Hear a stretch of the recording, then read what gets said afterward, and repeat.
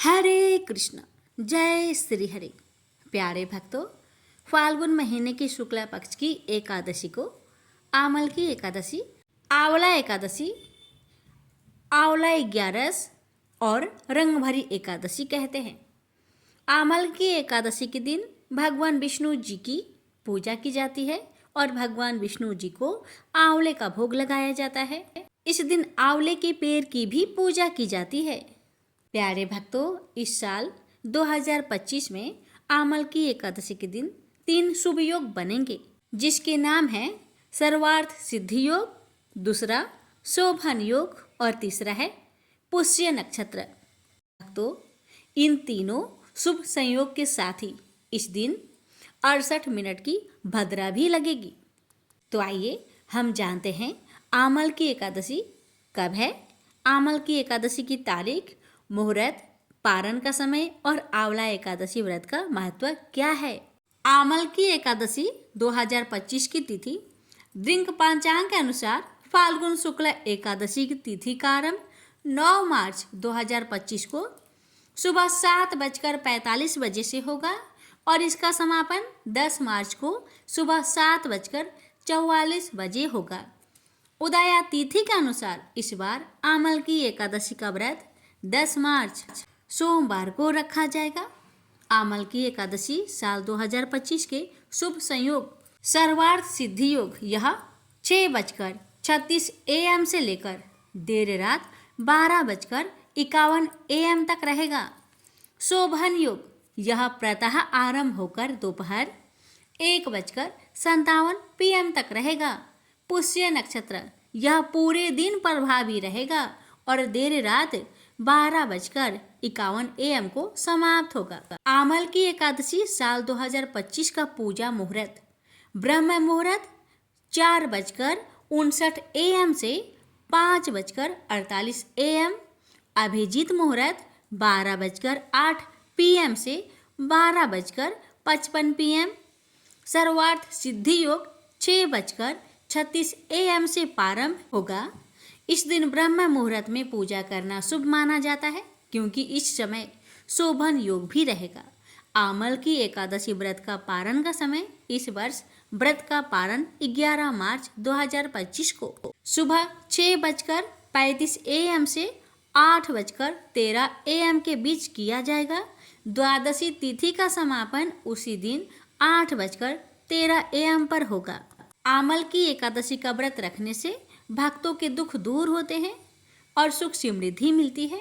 इस दिन आंवले की पेड़ की पूजा की जाती है। मान्यता है कि इस व्रत को करने से तीर्थ दर्शन के बराबर पुण्य मिलता है। जानिए भक्तों, आंवला एकादशी व्रत के महत्व। इस दिन आंवले का सेवन करना लाभकारी होता है। इस व्रत को करने से मोक्ष की प्राप्ति होती है। इतना ही नहीं, बल्कि इस व्रत के करने से स्वर्ग और मोक्ष दोनों ही प्राप्त होते हैं। साथ ही 100 गाय दान जितना पुण्य भी मिलता है। इस व्रत को करने से साधक को शुभ फलों की प्राप्ति हो सकती है। जानिए आंवला एकादशी व्रत की पूजा विधि। इस दिन भगवान विष्णु और महालक्ष्मी की पूजा करें। पूजा में दक्षिणावर्ती शंख से भगवान का अभिषेक करें। पूजा में ओम नमो भगवते वासुदेवाय मंत्र का जाप करना चाहिए। आंवले के पेड़ पर जल अर्पित किया जाता है। पेड़ पर पुष्प, धूप, नैवेद्य अर्पित किए जाते हैं। आंवले के पेड़ की 5, 7 या 11 परिक्रमा लगाई जाती है। अब आइए भक्तों, रसपान करते हैं आमल की एकादशी की व्रत कथा। पौराणिक कथा के अनुसार वैदिश नाम का एक नगर था। उस नगर में ब्राह्मण, क्षत्रिय, वैश्य और शूद्र रहते थे और यहाँ पर राजा चेतरथ का शासन था। राज्य में सभी वर्ग के लोग धर्म में पुण्य करते थे। वे एकादशी व्रत रखते और पूजन करते थे। वहाँ रहने वाले सभी नगरवासी भगवान विष्णु के भक्त थे और वहाँ कोई भी व्यक्ति नास्तिक नहीं था। राजा चेतरथ विद्वान होने के साथ साथ बहुत धार्मिक भी थे। उनके नगर में कोई भी व्यक्ति दरिद्र नहीं था। नगर में रहने वाला हर शख्स एकादशी का व्रत करता था। एक बार जब फाल्गुन महीने में आमल की एकादशी आई तो सभी नगरवासी और राजा ने यह व्रत किया और मंदिर जाकर आंवले की पूजा की और वहीं पर रात्रि जागरण किया। तभी रात के समय वहां एक बहेलिया आया जो कि घोर पापी था, लेकिन उसे भूख और प्यास लगी थी, इसलिए मंदिर के कोने में बैठकर जागरण को देखने लगा और विष्णु भगवान व एकादशी महात्म्य की कथा सुनने लगा। इस तरह पूरी रात बीत गई। नगर वासियों के साथ बहेलिया भी पूरी रात जागता रहा। सुबह होने पर सभी नगरवासी अपने घर चले गए।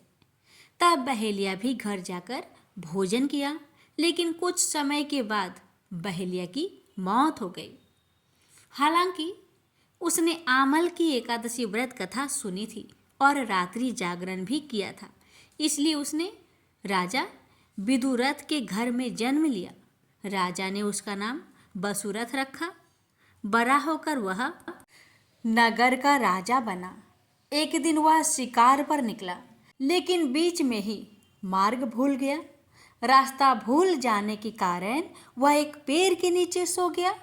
थोड़ी देर बाद वहीं मलेच्छ आ गए और राजा को अकेला देखकर उसे मारने की योजना बनाने लगे। उन्होंने कहा कि इसी राजा के कारण उन्हें देश निकाला दिया गया, इसलिए इसे मार देना चाहिए। इस बात से अनजान राजा सोता रहा।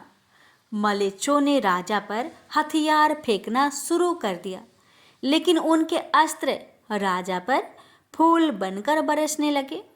कुछ देर के बाद सभी मलेच्छ जमीन पर मृत पड़े थे। भक्तों, जब राजा की नींद खुली तो उन्होंने देखा कि कुछ लोग जमीन पर मृत पड़े हैं। राजा समझ गया कि वह सभी उसे मारने के लिए आए थे, लेकिन किसी ने उन्हें ही मौत की नींद सुला दिया। यह देखकर राजा ने कहा कि जंगल में ऐसा कौन है जिसने उसकी जान बचाई है। तभी आकाशवाणी हुई कि हे राजन, भगवान विष्णु ने तुम्हारी जान बचाई है। तुमने पिछले जन्म में आमल की एकादशी का व्रत कथा सुनी थी और उसी का फल है कि आज तुम शत्रुओं से घिरे होने के बावजूद भी जीवित हो। राजा अपने नगर लौटा और सुखपूर्वक नगर का शासन करने लगा और धर्म कार्य करने लग गया। प्रेम से बोलिए विष्णु भगवान की जय।